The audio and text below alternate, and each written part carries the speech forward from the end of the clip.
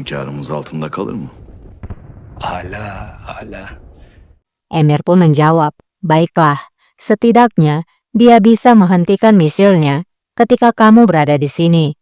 Berhati-hatilah, karena pastinya kamu tidak ingin mati saat di perjalanan. Ziyan olmayasın gelip giderken. Nevi menjawab, kecerdasanmu mengagumkan, terutama ketika kamu akan mati. Rajaku mengirimkan ini padamu. Abbas pun mengambilnya dan memberikan kepada Emir Gune. Bunu size yolladılar.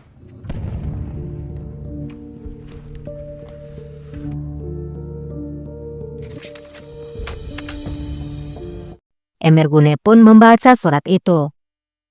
Isinya begini. Ey Tahmasp kulu Emir Gune. Hei, kamu subjek dari Tahmaps, Emir Gune. Aku Sultan Murad Han, Sultan Dunia. Ini adalah peringatan terakhirku padamu. Kastil Yerevan akan jatuh cepat atau lambat. Pada hari itu, siapapun yang menggunakan pedangnya, maka akan dipenggal. Wanita dan anak-anakmu akan disandera.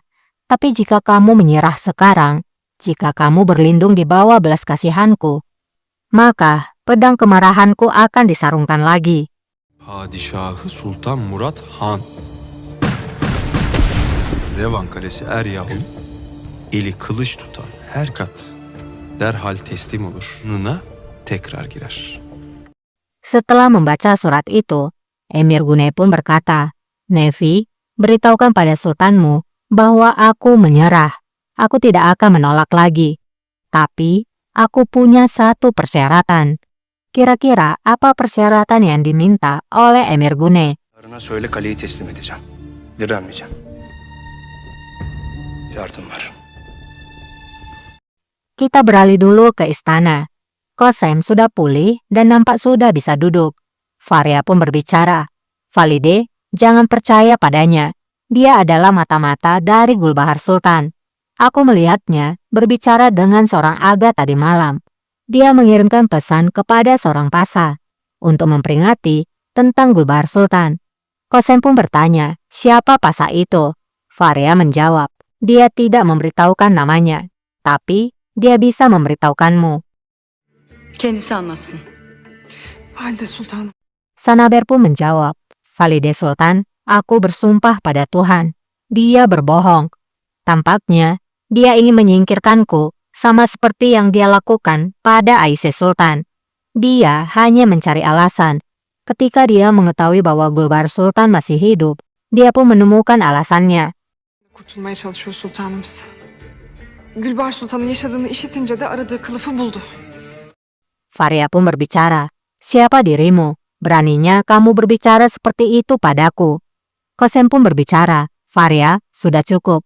Dan kamu juga harus memperhatikan ucapanmu. Ne cüretle benimle böyle konuşursun? Fare yeter. Bağışlayın. Sanaber pun menjawab, maafkan aku Sultana. Faria Sultan telah mengancamku. Itulah mengapa aku seperti ini. Maksudku, jikapun yang dikatakannya adalah benar, jika aku adalah pengkhianat, mengapa aku harus menyembuhkanmu? Faria pun menjawab, dia melakukannya agar dia bisa lepas, karena dia telah tertangkap. Lalu kenapa tidak? Qasem pun bertanya, bagaimana kamu bisa tahu penyakitku? Bagaimana kamu bisa menyembuhkanku? Ketika dokter tidak tahu apa yang harus dilakukan. Çare olamazken sen nasıl şifa oldun? Büyük validem. Sanaber pun berpikir keras agar tidak ketahuan dan memiliki jawaban yang masuk akal. Sanaber berkata, nenekku, dia juga menderita penyakit yang sama sultanaku. Aku telah mencari tahu gejala serupa yang ada pada dirimu. Maafkan aku karena mengatakan hal ini. Pada hari di mana kamu diasingkan, kamu jatuh sakit, dan Haji Ah memberikanmu makanan manis. Pada hari itu, aku menyadarinya. Pinter banget ya si Sanaber ini. Semua jawaban itu nampak masuk akal. Namun tidak dengan Faria. Ia masih berusaha membuktikan bahwa Sanaber adalah pengkhianat. Faria pun berkata, jika kamu tidak percaya sultanaku, temukan aga itu yang bernama Idris Aga. İdris Ağa. İdris Ağa'yı Lalejar pun menjawab, aku mengenal Idris Aga. Terkadang, Sanaber memesan sesuatu darinya. Sanaber pun merasa di atas awan, karena jawaban dari Lalejar, ia pun menjadi punya saksi. Öteberi ısmarlar. Allah'tan şahitlerim. Sanaber pun berkata, lihatlah, aku punya saksi Sultana. Faria semakin kesal dan berkata, kamu benar-benar seorang penipu. Aku melihatmu. Kendi gözlerimle gördüm. Yeter. Kosem pun berteriak, sudah cukup, aku sedang sakit. Kembalilah ke ruangan kalian. Sayang sekali, Kosem tidak percaya dengan Faria dan Sanaber bisa terlepas. Ailelerinize dönün.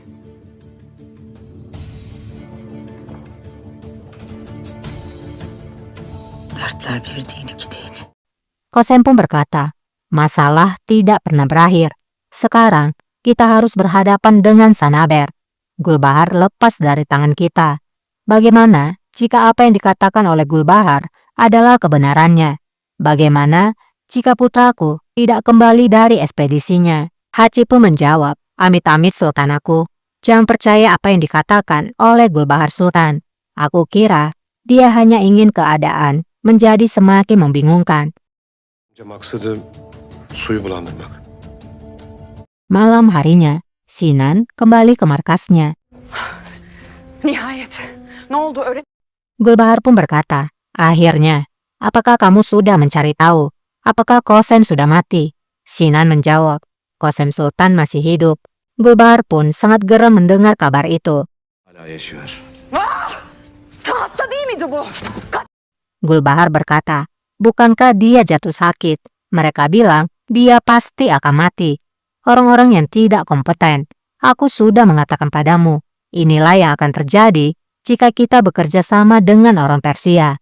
Nah, dari sini kita semakin yakin bahwasanya Sanaber memang menggunakan ramuan oil itu yang dia oles ke tangan Kosem adalah ramuan yang beracun. Hiç bilmezlik. Sana dedim. Bu işte. İşin tuhafı Sanaber halt. Sinan pun berkata, anehnya, aku tidak bisa menghubungi Sanaber ataupun Idris Aga. Jika mereka terungkap, maka mereka akan mengadu padaku. Gulbahar pun berteriak-teriak seperti orang gila. Karena apa yang diharapkan, semuanya menjadi gagal. Allah'ım. Allah'ım her işimiz ters gidiyor. Her işimiz Kösem haber uçuracak şimdi. Tuhanku, kita kehilangan kesempatan.